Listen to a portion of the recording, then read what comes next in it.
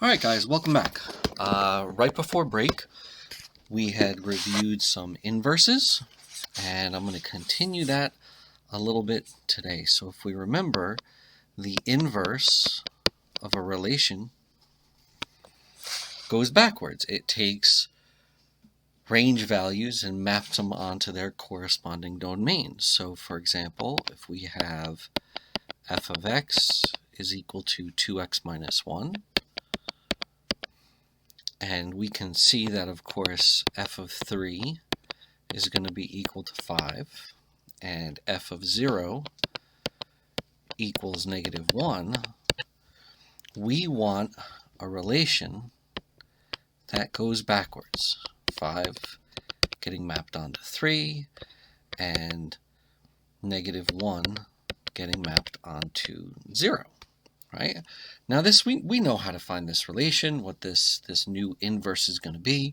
You go ahead and you switch x and y and you rearrange and solve, and you would get g of x is equal to x plus 1 all over 2. And you can see that it will, if you plug in 5, get out negative 3, and negative 1 get out 0, and so on, right?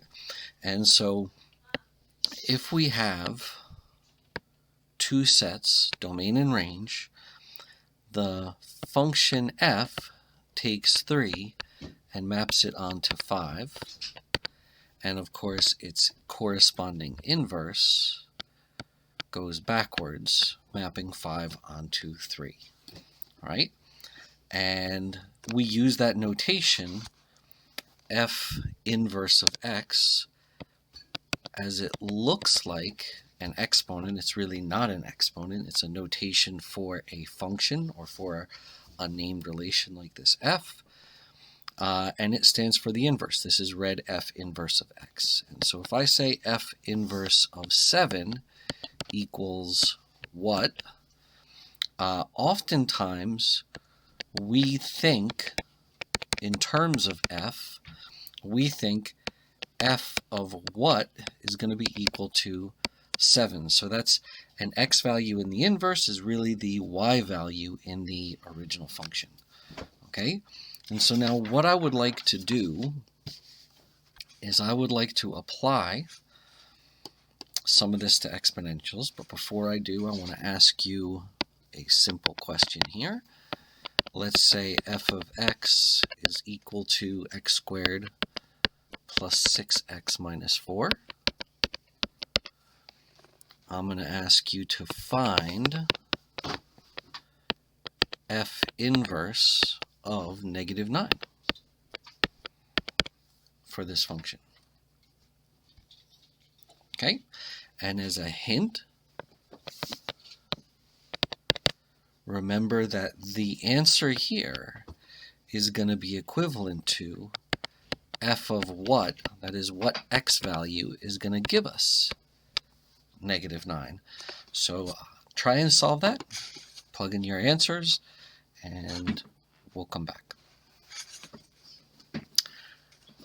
Alright, so I hope you went ahead and set x squared plus 6x minus 4 equal to negative 9. Put it into a quadratic form equal to 0. We get x squared plus 6x plus 5 equals 0. It has two nice factors, x plus 1 and x plus 5, which tells us that our two answers here, that is, this is not going to end up being a function. That is, we're plugging in negative 9, and we're going to get out two values here.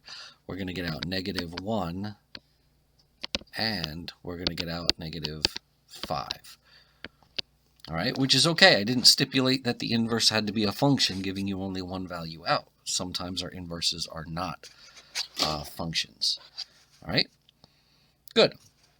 So now, if we want to apply this to exponentials, all right, let's let f of x this time be equal to 3 to the x. And if I ask you to find f inverse of 81,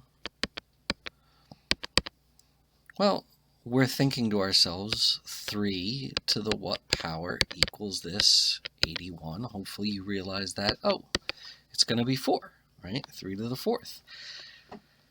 This is kind of an odd inverse in that we're looking for an exponent.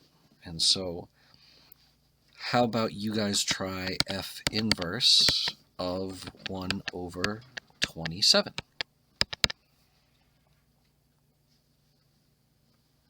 Good. Hopefully you were able to figure out that it's -3. Why? Because 3 to the -3rd power is equal to 1 over 27. So in the original function, if you plug in -3, you get out 1 over 27. So in the inverse, we're plugging in 1 over 27, and we're getting out the value 3. All right? Now, let's take a look at a much harder example. Let's say f of x is equal to 1/8. Try and find f inverse of the 5th root of 16.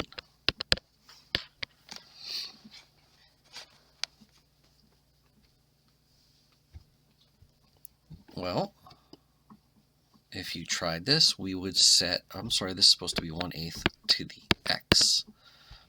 Find, I forgot the exponent, the actual value of x in there. Or without the x, it would be impossible, but with the x, we can actually solve.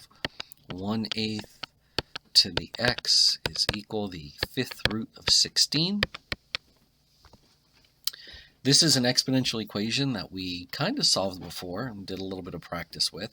We're going to find a common base between the two sides of this equation. That is, what to some power equals 1/8, where we can raise it to a different power and get 5th root of 16. Hopefully you see that common base is going to be 2, because 2 to the -3rd is 1/8, and 2 to the 4/5 is the 5th root of 16. We can simplify these exponents together.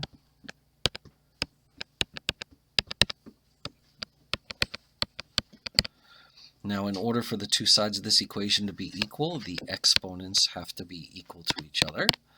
So -3x has got to be equal to 4/5. Multiply by the reciprocal, and we see x equals -4 over 15. And so if f of x is 1/8 to the x power, the inverse of the 5th root of 16 is -4/15. Okay, so today I'd like you to try and practice some of these inverses, and then tomorrow I'm going to take a look at the notation that we're going to use for these inverses. Great, thanks.